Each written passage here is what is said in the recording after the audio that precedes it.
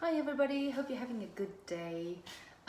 It's Saturday today and I'm working with people and families of all ages. And one of the things that we talked a lot about with children and preteens is posture. And it's so common that I'm now seeing school children who are unable to sit upright and they're all sitting like this with the head forward. And they're finding it very difficult to be upright.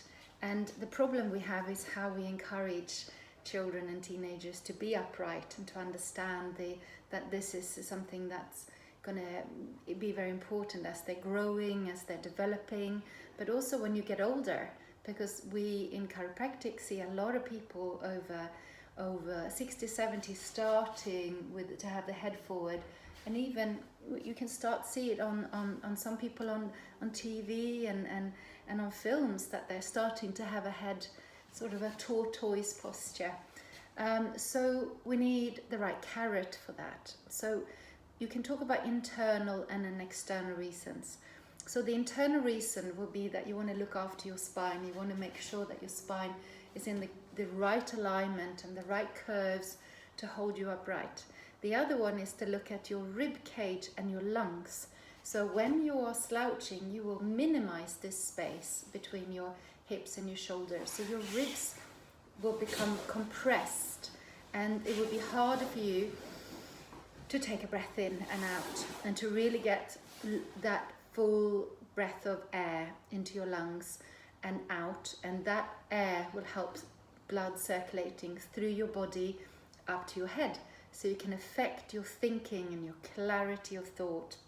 Same thing, if everything is compressed, that will just affect that and how your heart is pumping too. So having an upright posture will help your lungs to be in the alignment and the space that it's designed for.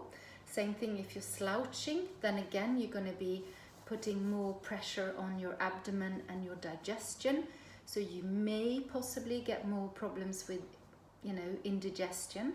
And so being upright and allowing yourself to have more space. So there's some of the internal ones. And so your spine, your lungs and rib cage and your digestion. The other internal one is how you feel about yourself.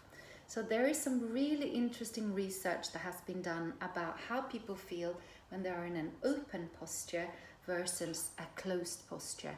And that can even be like this or crossing your legs. And that they've done studies where they've taken people and they've put them into a closed posture and they've had things happening to them. And they have reacted more negatively with less confidence.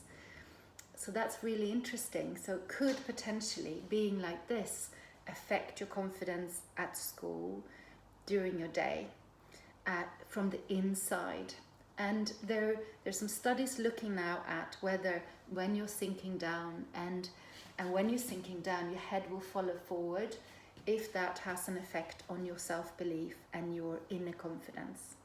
The other one is the external. So how do people look at you if you have a closed posture or you're hunching? Right, so have a think about if you are doing an interview with someone and there's you and a whole bunch of other. So if you got someone standing upright, head tall, looking in the eye, shoulders are square, compared to someone who's standing like this, who are you going to choose? And there's lots of really interesting thoughts about how people perceive you when you have an upright posture versus a hunched posture.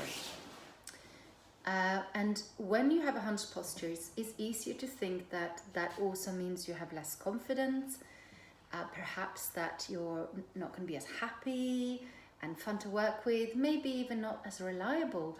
There are lots of thoughts that people have when they see you with your posture. So start off by going around looking at people and see, how are they? Are they upright? And how do you feel about them if they're upright? Or are they sunken? And how do you feel about them and think about them? And then put that to yourself and think, how, if I'm being chosen for the school team, chosen for being a class rep, or as you get older for a job, are they going to choose me more likely? Am I going to get across more as confident if I'm upright, or if I'm like this and the head forward and head down and weak handshake. So you can do a lot. So there's the internal and the external reasons why being conscious about your posture and being active. Yeah, so posture is active, it's not automatic. We always have to think about it. So my last tip of the day.